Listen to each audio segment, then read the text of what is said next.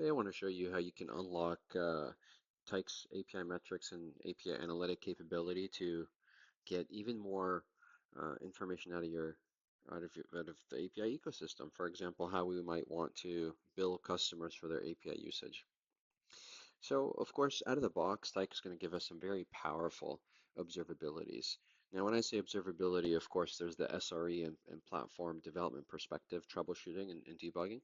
But what I mean today is the context of observing how our API consumers are consuming our APIs. So out of the box, we can see under the monitoring page in the dashboard here, the Type control plane, we have some powerful analytics. So we can take a look at activity by APIs and drill down into each one of them to get a sense of how our APIs are performing. We have the same view across keys, and a key can refer to an end user, a system, long-lived system, a rolling set of JWTs that correspond to a single entity, and so on and so forth. The key is basically whatever it is that you want it to be based off of how you've set up authentication. And of course, alias, which is really important to us, and we'll come back to that. And again, we can also drill down at the key level. In addition to the aggregates, of course, what we can do is we can pull up individual API logs, and for each API request, we can open up an API request and view the metadata and the request and response payloads should we choose to capture those. Finally, we have the ability to slice and dice all of this data on whatever time dimension we want, as well as we can filter by individual APIs, security policies, and whatever arbitrary categories that we set on the APIs, as well as categories that or random tags that we set. So this is all really powerful, but I get a common question, which is, hey, Sedki, we use Elasticsearch or Splunk and or whatever, Dynatrace, and of course, through the use of Tyk Pump, Tyk integrates with all of these systems out of the box, where we might be able to open up even more capability because these are purpose-built systems for the purpose of analytics and API observability, well, observability across the whole stack, of course.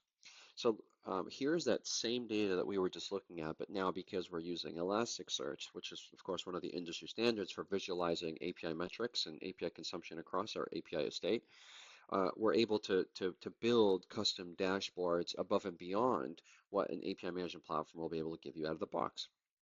So let's start at the granular level. So here we have all of that same data that we looked at. And so if we open up one of these records, we can see all that same data that Tyk, the control plane, was using to show observability out of the box. So we have the API ID, the API key. Of course, this would be hashed in production. The API name, version, and so on, and then a whole bunch more metadata. Powerfully, we have, of course, tags. Now, in this example, you can see this is an API request that was unauthenticated, and as a result, there's no user identifying tags, but we can see what API was consumed and which organization, Tyk tenant, that was used, which Tyk tenant the API belonged to. And so if we keep scrolling down, you can see here's an example where an authenticated API was used. And here we do have more metadata. So we have access to the org ID, the API ID, and the user ID. And of course, if we scroll up under alias, we can see which tenant this belonged to. So imagine a use case where we have multiple tenants. A tenant could be a customer, a partner, and we want to visualize API metrics across some amount of time. Well, we're able to do that really easily here because we have access to our own business analytics tool of choice. And so we can set up custom dashboards and we can slice and dice this data in any way we want. So for example, we can see, if, let's say we wanted to see API consumption by partner or tenant or customer, whatever you called it, by day or by month or by hour, where we could very easily slice and dice this.